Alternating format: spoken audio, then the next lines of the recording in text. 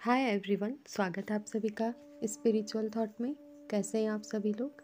हर त्योहार की अपनी अपनी एक कथा होती है, तो आज मैं आपके साथ शेयर करने वाली हूँ होलिका दहन की कथा। महर्षि कश्यप और उनकी पत्नी दीति के दो पुत्र थे, बड़े हिरण्याक्ष और छोटे हिरण्यकश्यप। दोनों ही भाई अत्यंत बलवान थे।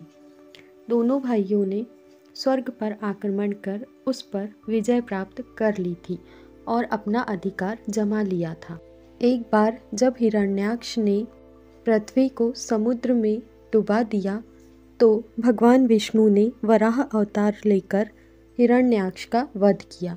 अपने भ्राता के वध से क्रोधित होकर हिरण्यकश्यप वन में तपस्या करने चला गया और वहाँ जाकर वह भगवान ब्रह्मा की तपस्या करने लगा। जब हिरण्यकश्यप वन में गया तब उसकी पत्नी कयाधु गर्भवती थी।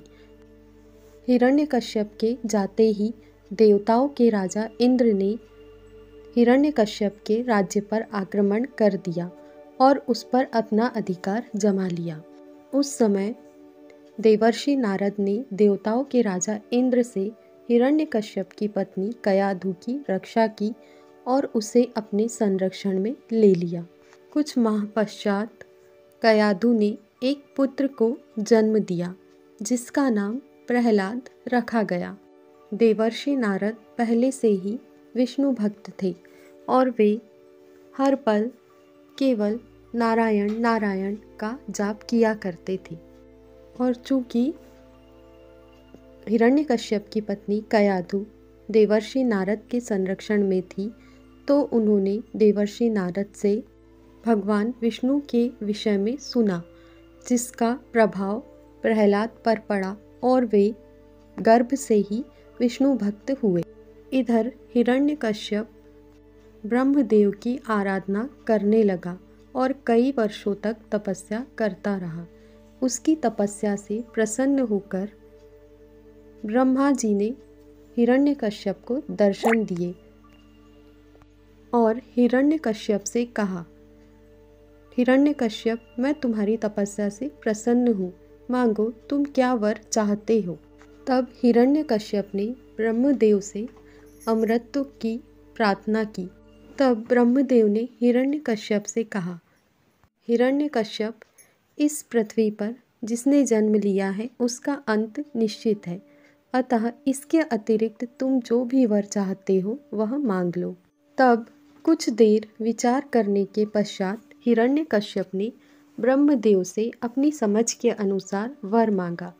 उसने कहा, हे ब्रह्मदेव, मुझे ऐसा वरदान दीजिए कि मेरी मृत्यु ना किसी अस्त्र से हो, ना किसी शस्त्र से हो, ना किसी देवता के हाथों हो, ना किसी दानव के हाथों हो, ना दिन में हो ना रात में हो, ना घर के अंदर हो ना घर के बाहर हो। इस प्रकार ब्रह्मदेव ने हिरण्यकश्यप को वरदान प्रदान किया। किंतु ब्रह्मदेव से वर पाकर हिरण्यकश्यप निरंकुश हो गया। वह ब्राह्मणों की हत्या करने लगा और उसने अपने राज्य में भी अपने आप को भगवान घोषित कर दिया।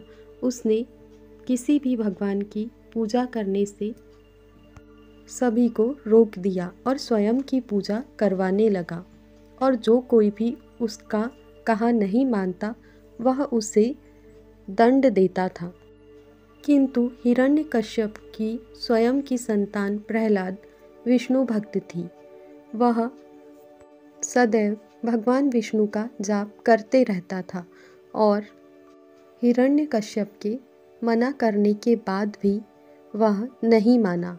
हिरण्यकश्यप ने उसे कई तरीकों से समझाना चाहा, लेकिन प्रहलाद नहीं माना। तब तंग आकर हिरण्यकश्यप ने उसे मारने की कोशिश की, किंतु प्रहलाद को जितने बार मारने की कोशिश की गई वे उतनी बार ही बच गए। तब परेशान होकर हिरण्यकश्यप ने अपनी बहन होलिका को बुलाया। होलिका को वरदान प्राप्त था कि वह कभी भी अग्नि में नहीं जलेगी।